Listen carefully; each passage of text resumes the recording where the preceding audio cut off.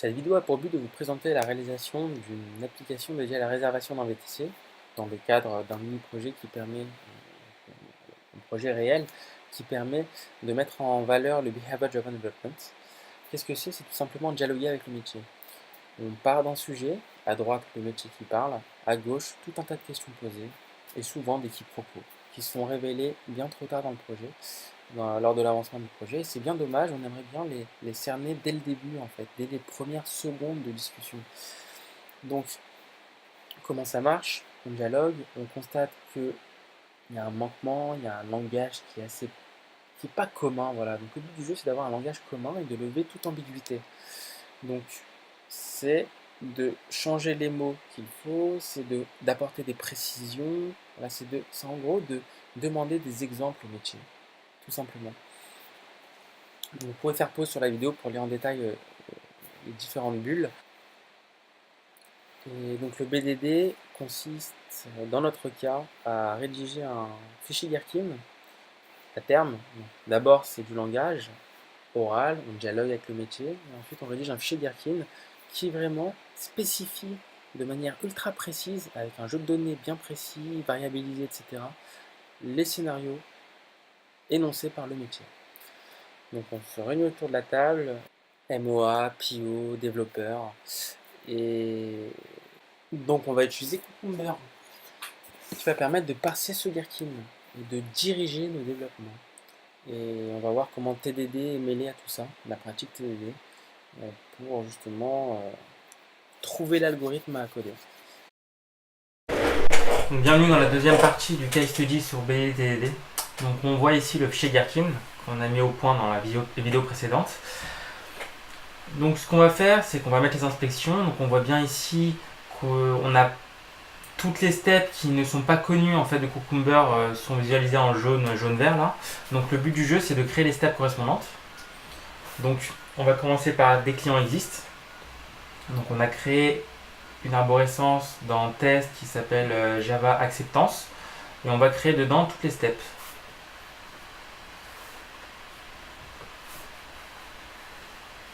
Donc pareil pour VTC, donc pour l'instant juste on crée les steps tout simplement, on ne remplit rien du tout. On fait juste le mapping, vraiment le point d'entrée entre le code et le fichier texte, le fichier Gherkin. Donc les VTC steps, voilà, pour l'instant on n'implémente rien du tout, c'est vraiment pour faire passer les choses et vous voyez qu'à chaque fois que le point d'entrée est créé, ça se dégrise entre guillemets, c'est-à-dire que le jaune part. Ça nous permet de savoir lesquels sont implémentés, lesquels ne le sont pas. Voilà. Pareil, ici on n'implémente rien. C'est vraiment pour ensuite que le rapport génère automatiquement notre progression. Voilà, donc c'est sympa de tous les implémenter au début. Enfin, de créer les points d'entrée au début sans forcément implémenter le code qui va avec. Et on va le faire au fur et à mesure ensemble.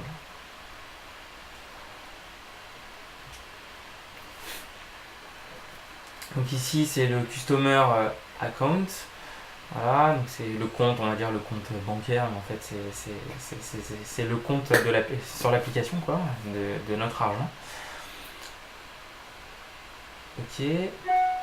Ensuite, on va s'occuper du use case principal, le je tente de réserver. Voilà, c'est le use case principal. On va l'appeler booking steps. Alors attendez, hop, on s'est planté. Attends, je vais changer ça. J'ai mis VTC, voilà, c'est steps. Ça va changer en steps tout de suite. Voilà. Pareil, pour l'instant les variables, c'est pas grave. Juste on fait passer déjà les différents points d'entrée. Voilà. Et vous voyez bien qu'à chaque fois que les phrases sont similaires, étant donné que les mots sont carrément ressemblants entre les steps, donc du coup elles s'effacent automatiquement, c'est la même step. Voilà, c'est tout l'avantage en fait du Gherkin, c'est que les phrases peuvent être réutilisées et c'est tout le but et toute l'astuce c'est de savoir comment réutiliser les phrases. Donc là on voit bien le solde de mon compte est 2, le solde de mon compte est 2, voilà, en fonction du n et du n de la conséquence et du n du contexte. Voilà, donc ça va aller assez vite, vous allez voir. Donc ici on a créé donc nos steps en fonction de domaine, nom de domaine, c'est enfin plutôt de domaine modèle, tout simplement. Les bookings, les customers, les users, les VTC, etc. Ça permet une organisation un peu euh, plus efficace. Voilà. Peu importe l'ordre des when, given, etc. dans le point d'entrée, l'essentiel, Cucumber va arriver à parser le fichier, retrouver ses petits. Donc voilà. Donc ensuite on va créer le point d'entrée qui va tester en fait tout ça, donc qui va parser le Gherkin et qui va ensuite lancer ce fameux rapport qui va nous dire où on en est. Donc évidemment c'est pas des tests qu'on fait là, c'est un guidage. Un guidage pour savoir qu'est-ce qu'on doit coder. Voilà, c'est exactement ça en fait. Donc on est bien avant encore TDD, etc. C'est vraiment qu'est-ce que veut le métier, qu'est-ce qu'il nous veut, qu'est-ce qu'on doit implémenter. Donc ici, on renseigne en fait ce que Cucumber a besoin pour lancer les tests. Donc ici, on va mettre Pretty. Voilà, j'ai en train de le taper. Et le rapport, le nom du rapport, donc il va s'appeler Features Report. Tout simplement, vous allez voir, c'est un dossier à la racine qui va s'afficher. Et qui va contenir ce fameux index.html, ce fameux fichier HTML qui va pouvoir montrer l'avancement du code. Alors, on renseigne ici les fichiers ressources, les fichiers features, pardon, où ils se trouvent. Sinon, on ne sait pas quoi parser, Cucumber. Voilà, donc on lui dit tout simplement, on a fait une. C'est assez bête ce qu'on a fait là pour, entre guillemets, c'est qu'on a mis tout en flat, c'est-à-dire tout à la racine de test Java. Et test Java acceptance, on aurait pu encore splitter avec des dossiers steps, etc. Mais pour l'exemple, ça suffit. Ça suffit largement. Et donc, premier truc, on lance le test. Et qu'est-ce qui va se passer? Tout est rouge. Pourquoi? On va aller voir le rapport. Hop, qui se trouve dans le Features Report, vous avez vu. Hop, il arrive là. Et on voit tout de suite qu'en fait, il se plaint des différents paramètres qui ne matchent pas. Dès que client existe, prend des paramètres et en fait, on voit, il prend une data table. Vous allez voir carrément. Donc, fiez-vous à la documentation de Cucumber pour savoir exactement ce que c'est le data table. Je vais vous montrer ce que c'est. Voilà, c'est les petits fichiers exemples là. Given, DVTC exist, ID, ABC, mark, etc. Voilà, c'est trois exemples voilà, pour des clients existent, ABC, GEF et GHI. Ça s'appelle un data table. Le problème, c'est qu'on ne lui a pas passé la bonne variable. Donc Cucumber se plaint, étant donné que c'est typé, et il se dit mais attends, moi tu m'as pas passé ce que je voulais. Alors on lui passe le data table, tout simplement, mais on ne code rien encore. Rien n'est codé. On passe au VTC steps. Pardon. Et donc même ribambelle, c'est la même chose.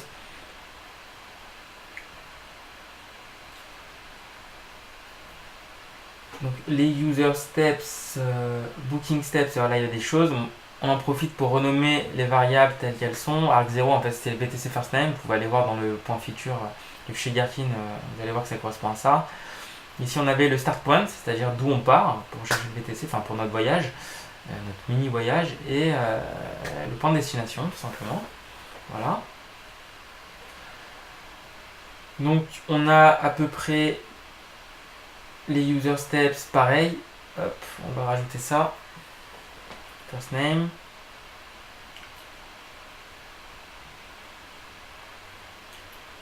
Et on peut lancer la chose.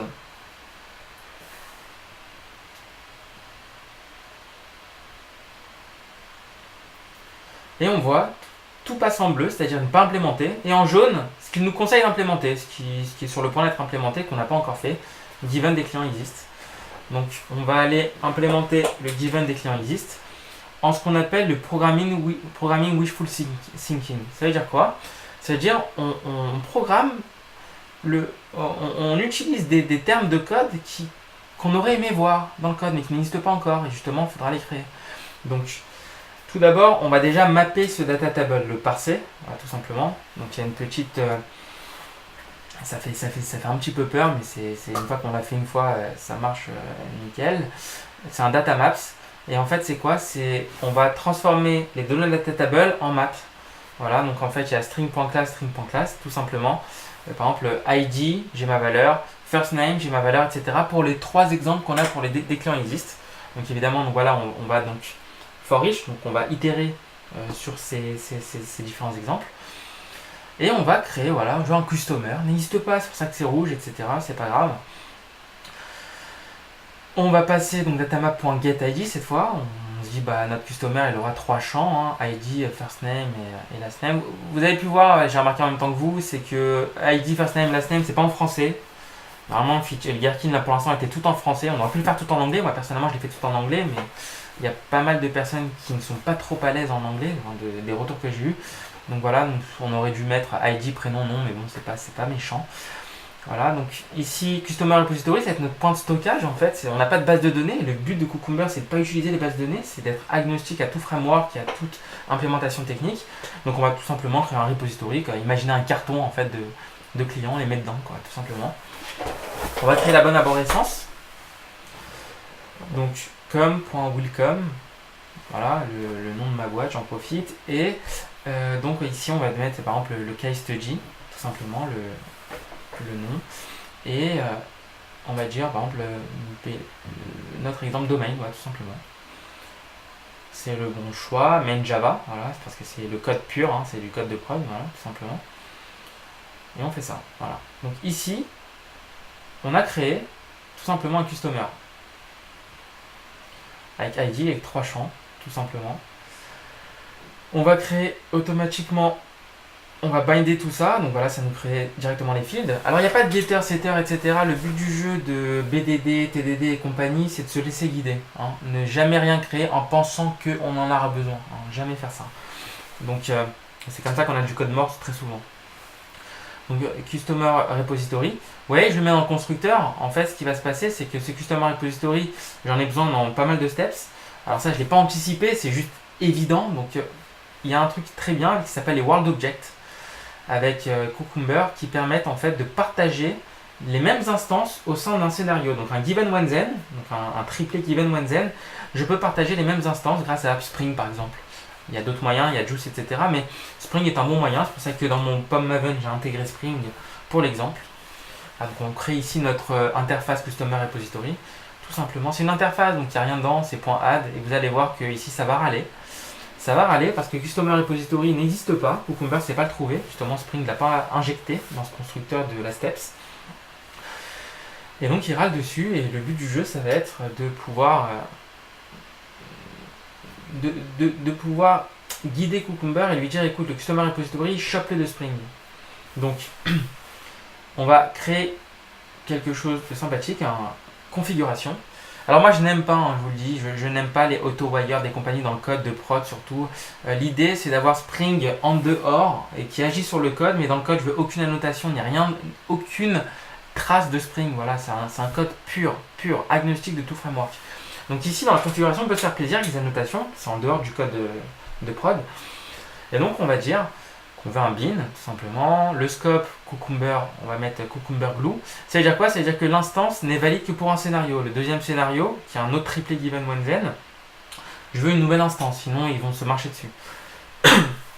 Donc, il y aura des side effects, etc. Ça va être mauvais. Donc ici, on dit que je veux un public customer repository. Et je retourne. Donc évidemment c'est l'interface qui nous demande d'ajouter en import, on va le faire tout de suite. Et on veut créer donc un in-memory customer repository. C'est un carton, il n'y a pas de base de données, rien du tout. Vous allez le voir, c'est tout simple. Ça permet de faire office de carton, tout simplement, donc de repository. On va mettre le customer à l'intérieur tout au long de nos scénarios. Donc ici on crée un package name sympa qui s'appelle adapters. Je vous renverrai une vidéo où j'expliquerai tout ça, ce que c'est un adapters, etc. En gros, adapter c'est tout ce qui est implémentation technique, ici le in-memory, et il s'adapte en fait à notre code use case, notre code domaine, use case, etc., qui lui doit être agnostique de toute techno. Voilà, je vous renvoie à port hexagonal architecture pour comprendre, port adapteur, pardon, ça a deux noms, port adapteur, hexagonal architecture, onion architecture, vous pouvez voir sur Google, mais je vais faire une vidéo qui explique tout ça. Donc ici, tout simplement, je crée en fait mon in-memory, je lui mets la méthode add, pour l'instant je ne remplis rien du tout, et je vais mapper cette création du bin Spring avec mon context testing configuration pour Cucumber. C'est quoi Context Staging Configuration? C'est ici que je vais faire le mapping entre Spring et Cucumber, tout simplement. C'est pas sorcier, c'est tout facile. Donc je dis exactement quelle classe je vais avoir besoin. Classe de configuration, donc celle que je viens de créer, repositories configuration. C'est un point classe. Voilà. Et automatiquement, voilà, il n'y a rien d'autre à faire. Et je peux donc tester si le tout marche. Évidemment, j'en profite pour mettre un assert, parce que faut quand même bien vérifier que nos steps marchent. Donc assert equals. Et je vais vérifier quoi? Je vais vérifier que l'ajout a réussi, tout simplement. Donc on va prendre notre customer repository. On va itérer sur... Alors attendez, il manque un petit S à assert equals. Voilà, je le rajoute. C'est pas la bonne. On voit bien, là il m'a créé carrément une méthode privée, ça n'a rien à voir. Je peux supprimer ça, voilà, et je peux faire create méthode à partir de JUnit. Voilà, il va importer la méthode statique assert equals. Et dans customer repository, on va donc itérer avec une méthode all, programming wishful thinking. On ne sait toujours pas ce que c'est all, mais on va le faire. Donc c'est ce qu'on aimerait voir, c'est-à-dire tout, c'est-à-dire liste-moi tout, récupère tout, une sorte de get. Voilà. Et donc on va implémenter cette méthode. Voilà, donc c'est pas un customer, ça va être plutôt une liste, un set. Set, ça évite les doublons, donc c'est plus adéquat. Voilà. On implémente ça automatiquement dans le in-memory, la seule implément qu'on a pour l'instant. Alors plus tard, il pourrait y avoir SQL repository, MongoDB, Customer repository, etc. Tout ça sera des adapteurs, ça ne tourne pas au code. C'est tout l'avantage, Cucumber va très très vite parce qu'il n'utilise pas de techno. Voilà, et c'est tout le but de Cucumber. Voilà. Donc Cucumber n'a pas focalisation sur le GUI. En fait, il ne doit pas appeler le code à partir du GUI. Il y a beaucoup d'apps qui font ça, c'est une mauvaise manip, je vous le dis. Il y a plein d'articles qui le montrent et j'en ferai une autre vidéo qui explique pourquoi. Donc, ici, on joue et on voit qu'on a toujours une erreur. Donc, qu'est-ce qui manque? En fait, il y a quelque chose qui manque. Il manque un truc assez particulier. Donc là, mauvaise manip, hop. Et il manque, pour dire à Cucumber, qu'il faut parser même ce fichier de context staging configuration pour qu'il le reconnaisse et pour qu'il puisse en prendre compte. Il faut implémenter cette interface, fameuse interface EN. Je vous renverrai à la doc. Et là, voilà. On arrive et on a vraiment maintenant un bug, non pas de configuration, mais un bug vraiment de fonctionnel. Et on se dit qu'en fait, il y a un customer qui est censé être dans le carton, j'appelle ça le repository, et en fait là, je ne reçois rien. D'après vous, pourquoi? Voilà, avec les tousserons, on voit mieux. Voilà, il voit un customer ABC, Michael, Azerad, etc. Mais je n'ai pas, parce que je n'ai fait aucun ajout. Donc pareil, on se laisse guider, voilà, et on ne remplit pas avant que ça le demande. Là maintenant ça le demande, voilà, elle est nulle, il faut faire quelque chose. Il faut pouvoir ajouter cet utilisateur, enfin ces utilisateurs, il y en a trois, ABC, DEF et GHI, avec leur prénom, nom évidemment. Donc ici, on ajoute tout ça.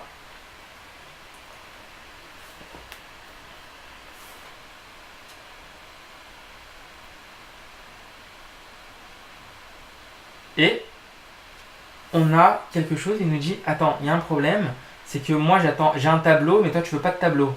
Évidemment, parce que ça retourne un set, une sorte de tableau, on va dire, enfin c'est JUnit qui le transforme en tableau.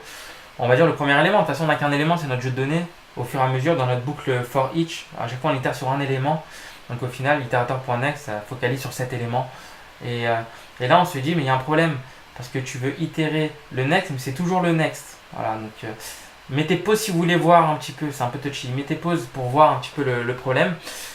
Il est assez évident, mais on ne voit pas tout de suite, forcément. Ce qu'il faut faire, c'est plutôt détecter est-ce que je contiens, est-ce que donc, mon repository contient la valeur courante, tout simplement. Voilà, assert true, on valide.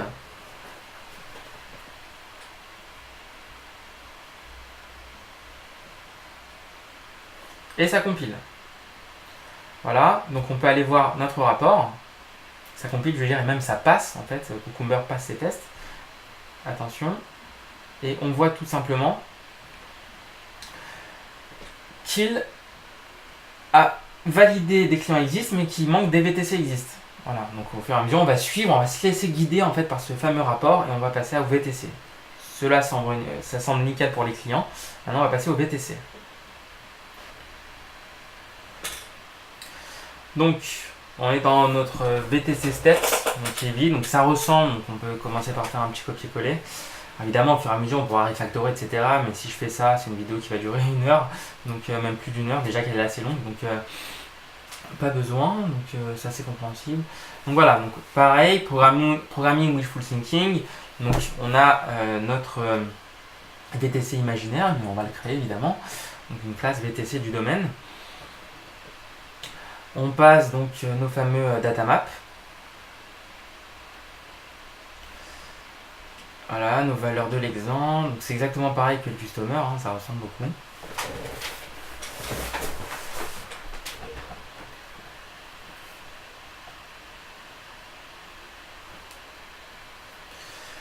Voilà, first name, last name. Et on a besoin d'un VTC repository cette fois, donc on ne mélange pas les choux et les carottes. Hein, il y a les customers et les VTC. C'est deux repos complètement différents. On rajoute donc à partir d'un copier-coller, donc customer va être remplacé par VTC repository. Donc voilà.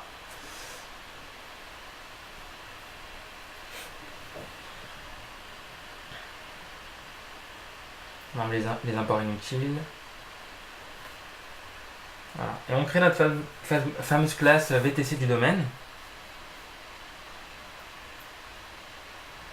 Voilà, nos 3 champs dans le constructeur. On va binder tout ça pour avoir des fields. Merci IntelliJ. Voilà, pas plus, pas moins. On va peut-être juste faire la toString pour avoir les messages d'erreur un peu plus parlants si jamais il y en a. Et on passe notre VTC repository, pareil, donc en injection de dépendance grâce à Spring, comme vous l'aurez compris.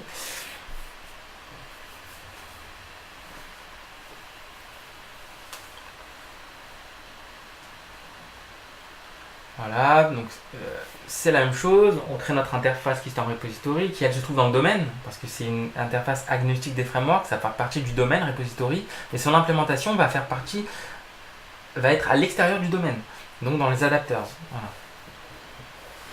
Donc on crée notre interface, on cède l'IntelliJ pour créer notre méthode add tout simplement, void add VTC, super. Pour l'instant on ne me demande pas grand chose, la méthode all. Donc évidemment c'est pareil, c'est un set. Voilà. Donc maintenant on va essayer de mapper tout ça avec notre ami Spring. Hop, copier. Donc c'est toujours un repository, donc toujours dans le même fichier pour l'instant, pour faire simple. Et notre VTC repository.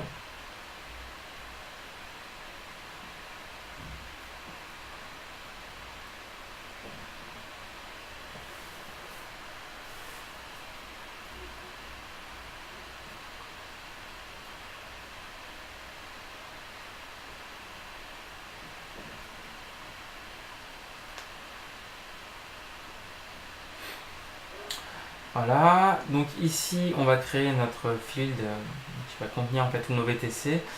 Et on utilise toujours un linked hset. Pourquoi? Parce que ça garde l'ordre en fait de l'itération. C'est sympa quand des fois on aura des tests qui veulent pouvoir vérifier qu'on a ordonné les choses. Donc autant en source avoir l'ordre initial pour pouvoir ensuite comparer par rapport à l'ordre qu'on aura imposé. Alors là c'est mieux qu'un hset du coup, plus efficace. Enfin surtout moins ambigu. Parce que le H7, je répète, ne garde pas l'ordre en fait d'insertion. C'est pas garanti.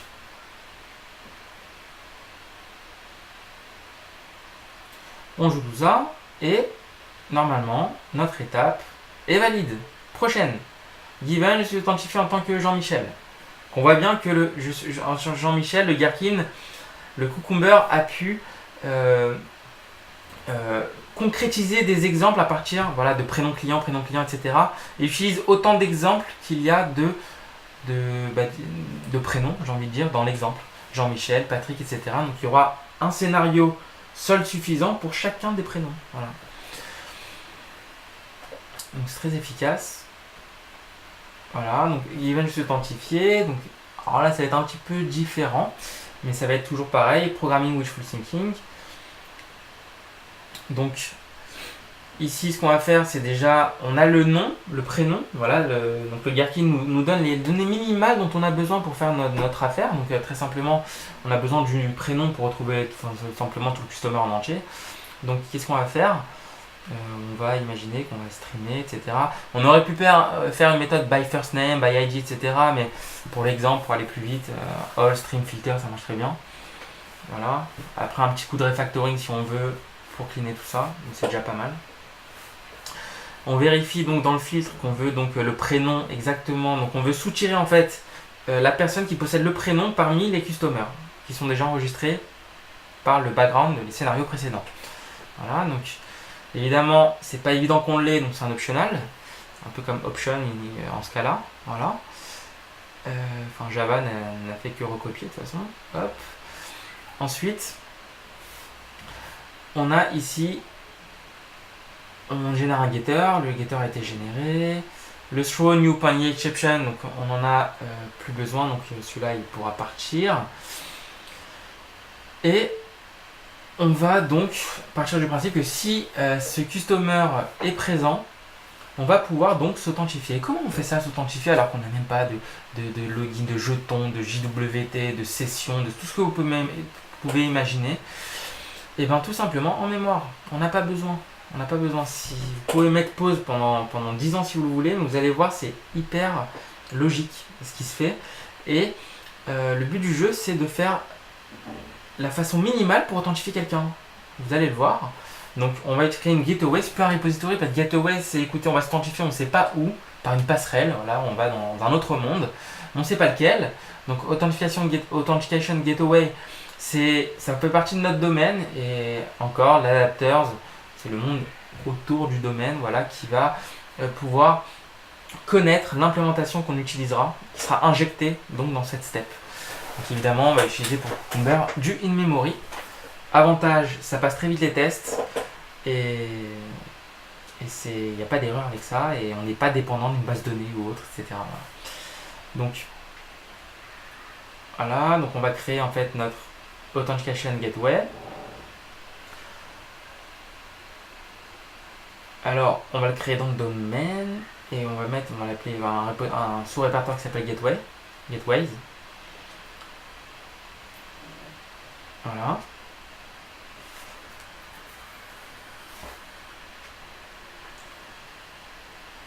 Et dedans, on crée notre méthode Authenticate. Donc dans l'interface, tout simplement, elle prend un customer, ok. Et ici,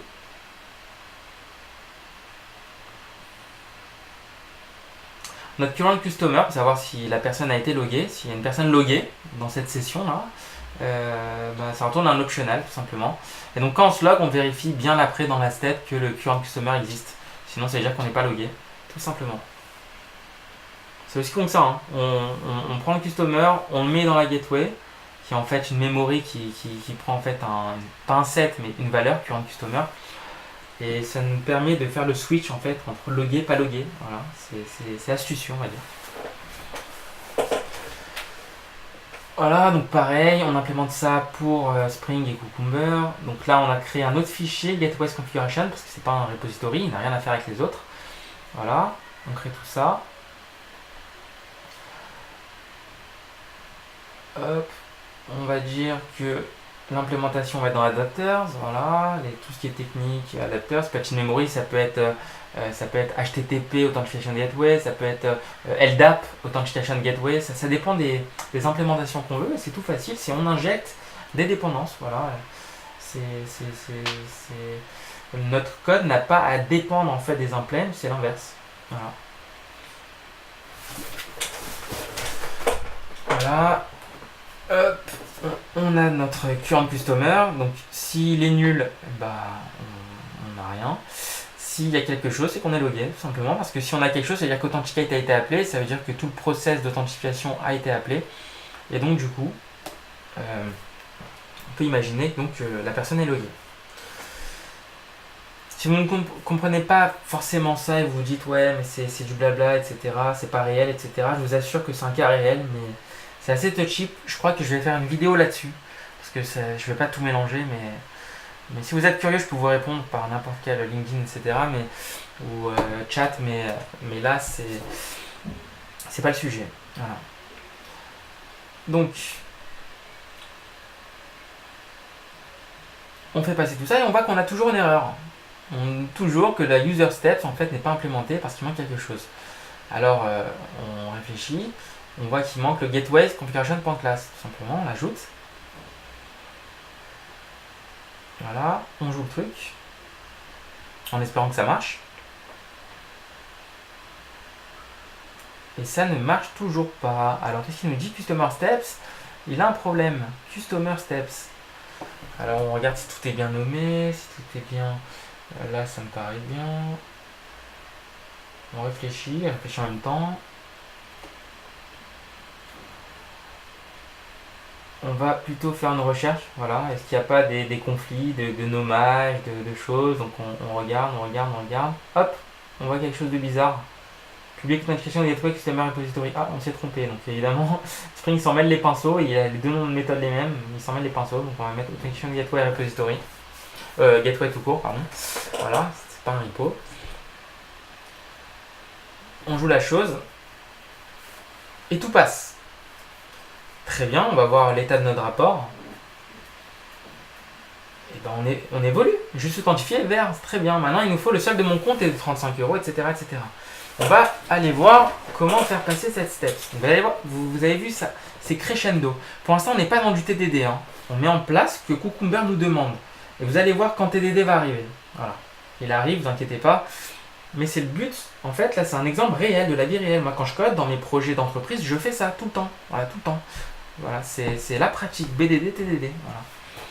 Voilà. Et peu importe le langage. Donc voilà. Donc ici, le solde de mon compte est de balance et credit note. Voilà. Donc balance, c'est le solde que j'ai, enfin l'argent que j'ai dans cette appli de VTC. Et credit note, c'est mon avoir. Est-ce que j'ai un avoir? Est-ce que je peux avoir une prochaine ristourne? Voilà. Donc c'est ce que m'ordonne le Gherkin. Donc je le suis pas à pas.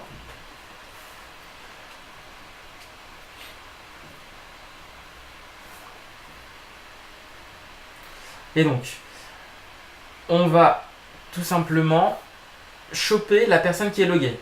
Parce qu'elle va faire l'action en fait.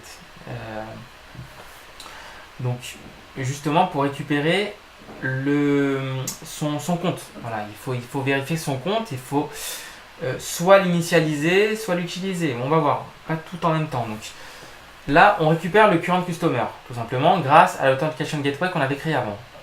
Donc, là, on l'a créé. Ok. Donc, si on a un customer, donc si on a un customer,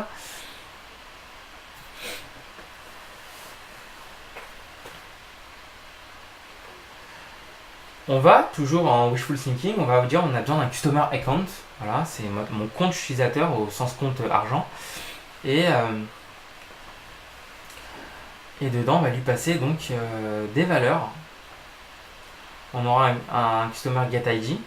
Donc en fait, on va utiliser le même ID pour faire ça dans l'exemple, le même ID pour le compte client. C'est le compte de l'utilisateur. Voilà, de toute façon, c'est un client égale un compte. On part du principe là, c'est simple pour l'instant. Donc on va utiliser le même ID. Donc customer.getID. Ensuite, on va utiliser un big décimal. Alors vous savez, il y a beaucoup de problèmes avec les floats, les doubles, etc. avec justement les monies, la monnaie. Donc big décimal est la recommandation utilisée pour tout ce qui est monnaie. Voilà, donc c'est pour ça que je l'utilise. Donc balance qu'on reçoit du Gherkin est un string, donc on le passe en long, qu'on passe en un big décimal. Il y a peut-être une manière plus simple. C'est la manière que j'ai trouvée en impro au total pour l'instant.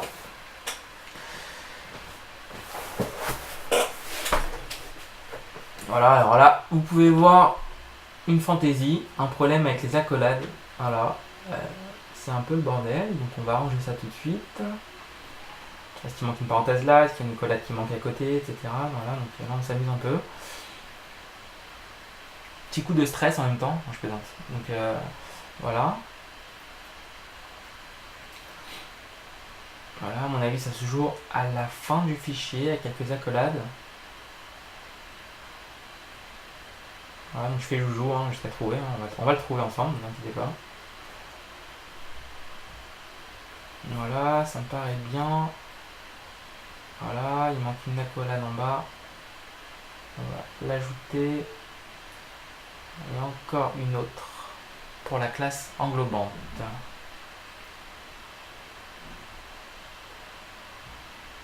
Voilà, hop, là ça me paraît bien. On a tout, super. On a inventé, nickel. Voilà. Donc maintenant on va créer notre classe Customer Account. Customer Account, en anglais, c'est mieux.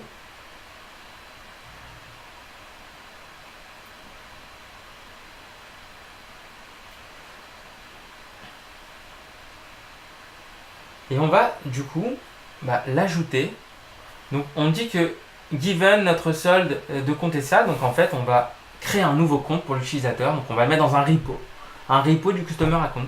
On met, si vous voulez, dans un carton, on met ce nouveau compte qu'on vient de créer. On le stocke comme une base de données. Voilà. On crée ce Customer Account. Voilà. J'aime pas trop les noms des variables.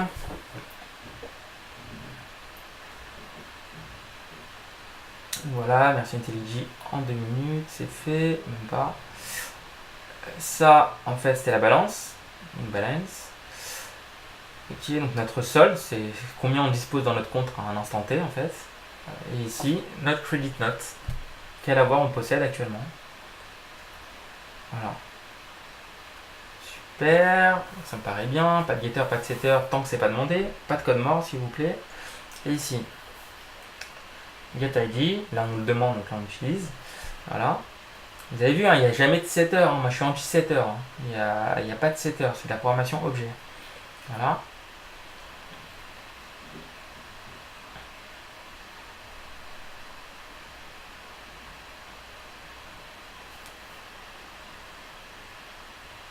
On crée notre repository.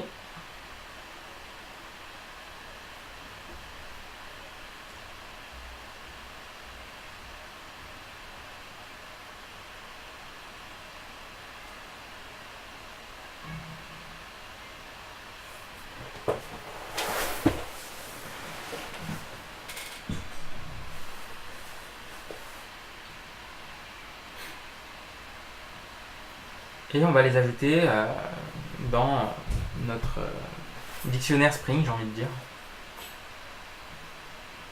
On va copier ça. Voilà, donc un Customer Account Repository. Voilà le type. Et donc pareil, il ne connaît pas notre in-memory. On va le créer d'ailleurs tout de suite là. Hop, in-memory Customer Repository. Customer Account Repository. Hein, ne pas confondre avec Customer Repository.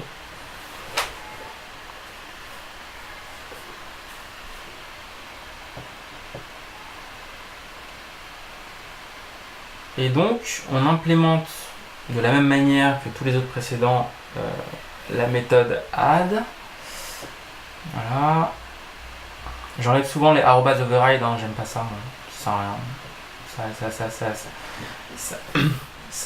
Ça rend le code vraiment assez lourd en fait, donc je les enlève, ça va rien. Voilà. Ici, customer account. On va ajouter donc le customer account qu'on a passé en paramètre tout simplement. Et voilà. Hop. Et on va faire un cas, c'est-à-dire, alors attention, là j'explique.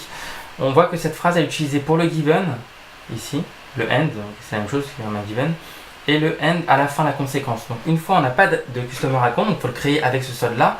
Le deuxième on avait un, il faut juste vérifier que c'est le solde qui est passé par les éléments, que le Gherkin nous passe ce qu'il exige et que ça correspond bien, notre code fait à ce que ça correspond bien avec le Gherkin, tout simplement.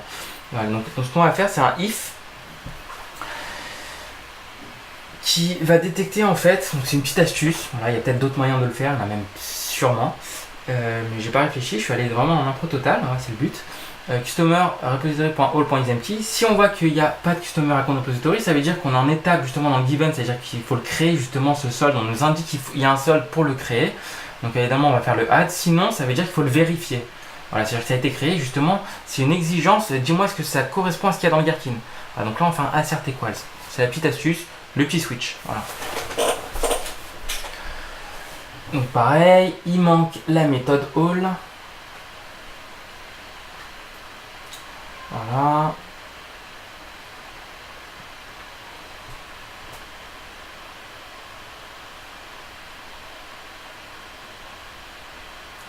Donc CA pour Customer Account. Hein. On peut le renommer bien, hein, c'est vraiment pour l'exemple pour aller vite. Hein. Si c'est pas très lisible, vous pouvez le renommer. Voilà, donc on vérifie bien que justement on parle du bon ID, on récupère. J'aurais pu faire une méthode by ID là dans ce cas-là, typiquement, dans le repo. Mais bon, je m'embête pas, je vais avec des all.stream pour l'instant pour l'exemple, c'est très bien. Il nous manque notre fameux getter aussi, donc la méthode. Ici donc pareil, un set de customer account. Vous avez compris la même mécanique. Hein. Alors ça dépend vraiment des projets, mais en tout cas sur ce projet-là, c'est la même mécanique. Voilà, pareil, on implémente la chose. Tout simplement, on vire ça, une énergie totale, ok très bien. Donc là, notre getter,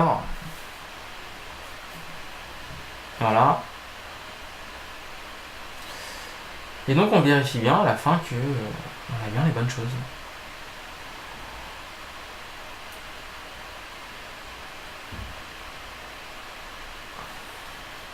Attention, notre rapport, notre guide, il nous dit que ça marche. Bon, pour l'instant, c'est pas que ça marche, c'est que cette étape est remplie. Prochaine. Alors là, c'est le use case. Attention, c'est l'action, c'est le plus intéressant, c'est le plus touchy. C'est là où on va booker un VTC. Donc, quand je dis booker, ça veut dire réserver un VTC. Voilà. Donc, on va dans notre booking steps. Et on voit donc qu'on a cette step qui s'appelle when. Voilà. Et dedans, il va falloir faire quelque chose pour justement booker un VTC. C'est vraiment notre action. Jusque-là, c'est que du contexte et les repositories par là, les trucs par là. Mais qui va manipuler tout ça? Qui va manipuler toutes ces données, etc. C'est notre use case. S'il n'y a pas de use case, il n'y a pas d'appli. Voilà. Donc, et Cucumber met l'accent sur l'use case. Hein. Vous avez vu, j'ai pas fait un seul formulaire web, une base de données, etc. On est vraiment au use case. Voilà. Donc j'utilise tout en mémoire parce que c'est de la mémoire et parce que j'en ai pas d'intérêt. C'est très mauvais d'utiliser justement des frameworks. Je me répète, mais c'est très important. Donc là, on a notre VTC repository. Donc qu'est-ce qu'on va faire?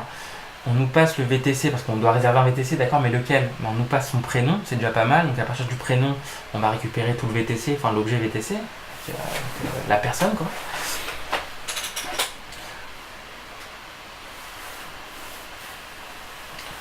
Donc un simple for each avec notre lambda VTC patati patata, donc ça arrive. Voilà, hop. Notre petit getter. Voilà, donc vraiment on ne code que quand c'est demandé. On se laisse guider, on se laisse aller. Hein. On n'anticipe rien. Voilà. Et dedans, on va wishful thinking, vous l'aurez compris, bookvtc.handle. Donc handle, c'est prendre en compte, c'est gérer, c'est s'occuper d'eux, si vous voulez. Enfin, il y a plein de traductions possibles.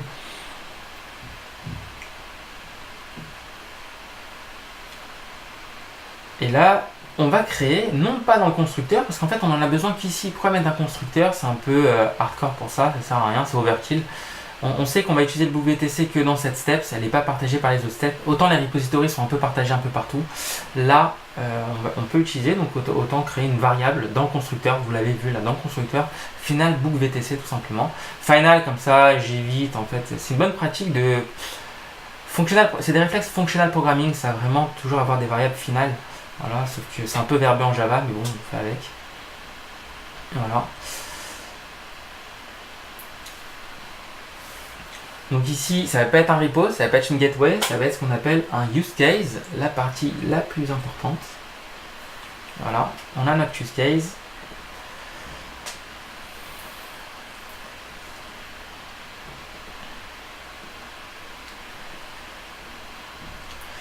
Voilà, tout simplement, on va pas le coder. On va pas le coder du tout. Parce que toute cette partie-là va être codée grâce à, vous l'aurez compris, Test Driven Development. Et c'est toute la force de cette discipline. Voilà, ce couplage BDD-TDD, vous allez voir, c'est très très fort. Voilà. Donc là, on se laisse guider par Cucumber. La prochaine step, la réservation est effective. Pour savoir si la réservation est effective, on va tout simplement vérifier qu'elle a été mise dans un repository de booking, tout simplement, parce qu'elle est stockée quelque part, cette réservation. Donc pareil, encore un booking, vous aurez compris, c'est la même chose que les précédentes fois. Donc plus on le fait, plus on est à l'aise et plus ça va très vite. Hein. Voilà.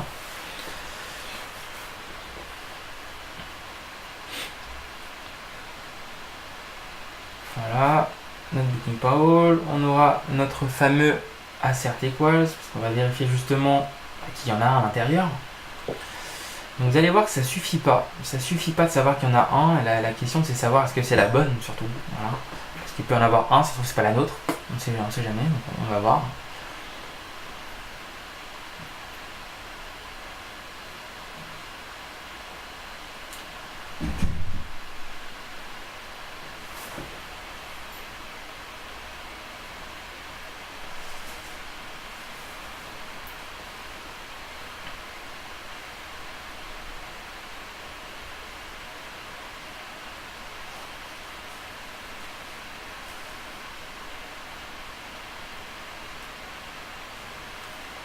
Notre booking repository, on l'injecte celui-là. Hop. Alors, on aurait pu faire une variable comme vous voulez globale au final, mais là c'est par cohérence. Tous les repositories on les a mis en constructeur, ça ferait bizarre de le voir en dessous. Voilà, c'est par cohérence, mais on pourrait le faire. On pourrait la mettre en variable locale. Voilà, donc même principe, on va renseigner ça dans le dictionnaire de Spring.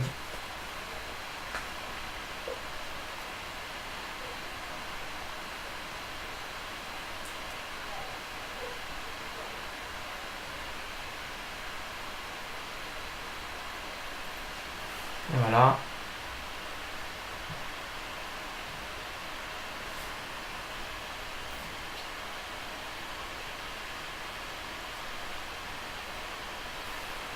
Notre in-memory booking repository.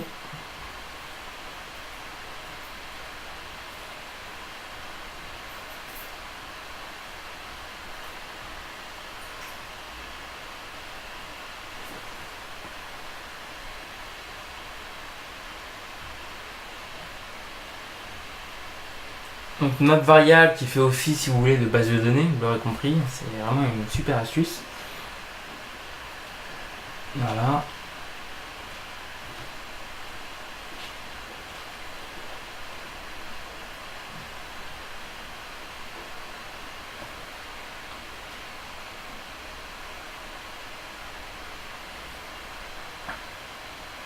Et là, vous allez voir, c'est qu'on veut savoir est-ce que le booking qu'on a fait est bien le bon. Voilà, c'est bien le bon qu'on a stocké.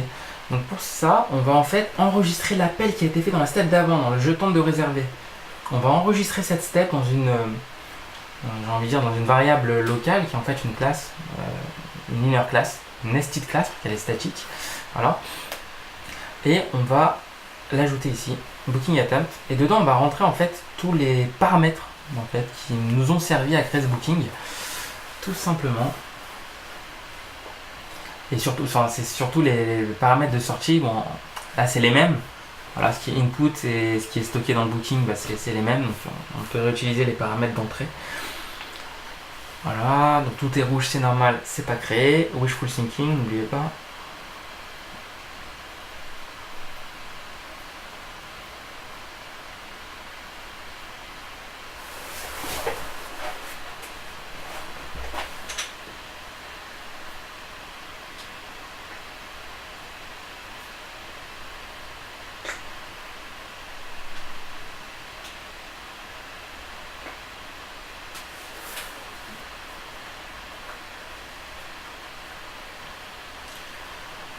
Voilà, donc là on a besoin du customer, la personne loguée. Donc là on a besoin de l'authentication gateway qui est injecté par Spring automatiquement.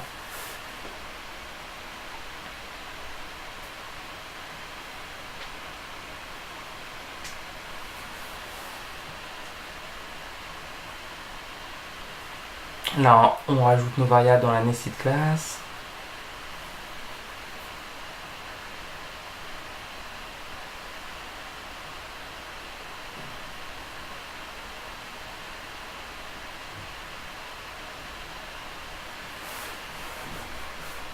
Destination point, start point.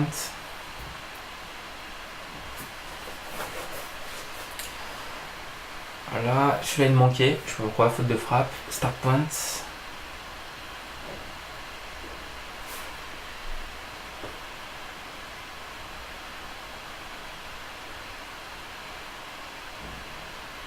Voilà, là il nous a mis un package qui sert à rien. Hop. Les publics ne servent à rien, autant mettre en package default. Voilà. Hop.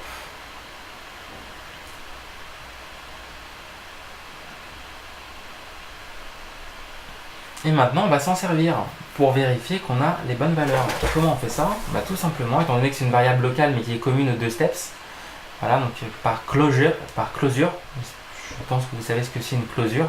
Sinon, ça sera encore une autre vidéo, mais voilà, c'est une closure. Tapez sur internet closure, vous aurez compris pourquoi. C'est ce qui nous permet en fait de pouvoir avoir accès à Booking Attempt. Voilà. Dans une autre step.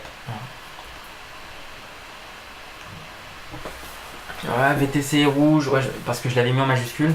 On va l'enlever, je termine d'écrire ça. Start point.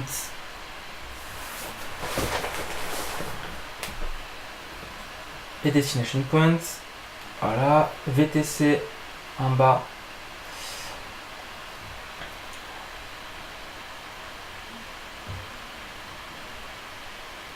Voilà, donc le but du jeu, je dis quoi? C'est de vérifier justement que c'est le bon booking. Iterator.next, ça permet de prendre le premier, on sait qu'on en a enregistré qu'un seul, donc au final c'est le bon. On veut juste savoir est-ce qu'il a les bonnes valeurs à l'intérieur. Voilà. Le booking. Et pour savoir ça, en fait, il faudra que le use case soit implémenté, ce qui n'est pas encore le cas. Et ce qui va se faire dans la prochaine vidéo, qui est la plus intéressante d'ailleurs.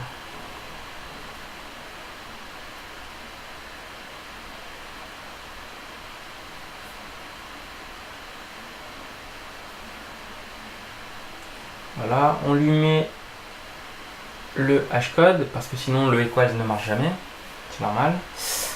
Voilà, hashcode equals. Et là, on a une erreur, mais une erreur parlante.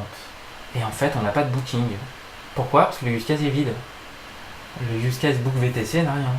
Et donc au final, on se retrouve avec une erreur. Mais on ne peut pas aller plus loin parce qu'on a implémenté toutes les steps là, du premier scénario en tout cas.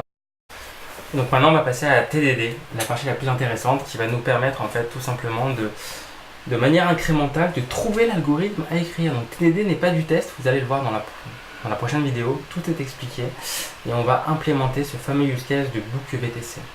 À la prochaine, j'espère que ça vous a plu.